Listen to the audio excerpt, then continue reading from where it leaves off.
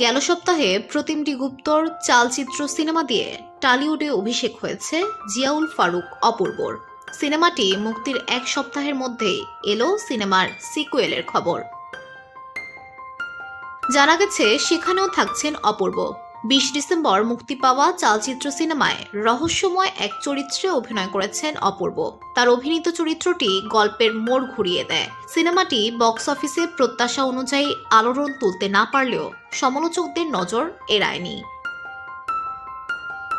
অল্প সময়ে পর্দায় থাকলেও প্রশংসিত হয়েছে অপূর্বর অভিনয়। নির্মাতা প্রতিমটি গুপ্ত অপূর্বর অভিনয়ের প্রশংসা করে বলেন, অপূর্বের মধ্যে একটা চার্ম আছে, এ কারণে তাকে নাটকীয়ভাবে দেখানোর চেষ্টা করেছি। দর্শকদের সেটা খুব পছন্দ হয়েছে। চালচিত্র সিনেমার গল্পের প্রেক্ষাপট 12 বছর আগের একটি মামলা। সেখান থেকেই শুরু হবে চালচিত্রের পরের পর্বের গল্প। এছাড়া চালচিত্র যেখানে শেষ হয়েছে তার পরের গল্প এগিয়ে যাবে। তাই এটি শুধু সিকিউল বলতে নারাজ নির্মাতা। চালচিত্রের পরের পর্বকে একই সঙ্গে প্রিকিউল ও সিকিউল বলেছেন তিনি। সিনেমার নাম এখনো চূড়ান্ত হয়নি। প্রযোজনায় থাকবে ফ্রেন্স কমিউনিকেশন। শুধু অপূর্ব নন, চালচিত্রের প্রথম পর্বের অভিনেতা টোটা রায়চৌধুরী, অনির্বাণ চক্রবর্তী, ব্রাত্য বসু, শান্তনু মাহেশ্বরীরাও থাকবেন পরের পর্বেও।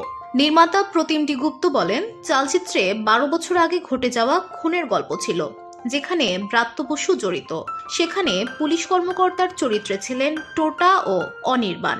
এই অংশটুকু দেখা যাবে, তাই এটাকে প্রিকুয়েল বলা যেতে পারে। এরপর চালচিত্র যেখানে শেষ হয়েছে সেখান থেকে গল্পটা এগিয়ে যাবে, তাই এটাকে সিকুয়েলও বলা যায়।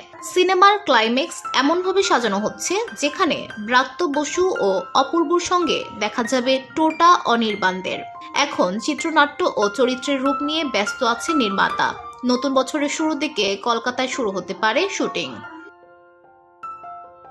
অপূর্ব বর্তমানে যুক্তরাষ্ট্রে অবস্থান করছে। নির্মাতার দেওয়া তথ্য মতে যুক্তরাষ্ট্র থেকে ফিরেই চালচিত্রের নতুন পর্বের শুটিংয়ে যোগ দেবেন অপূর্ব। আগামী বছরের দুর্গাপূজা কিংবা বড়দিন উপলক্ষে সিনেমাটি মুক্তির পরিকল্পনা করা হচ্ছে বলে জানিয়েছেন নির্মাতা। VOD Bangla news desk.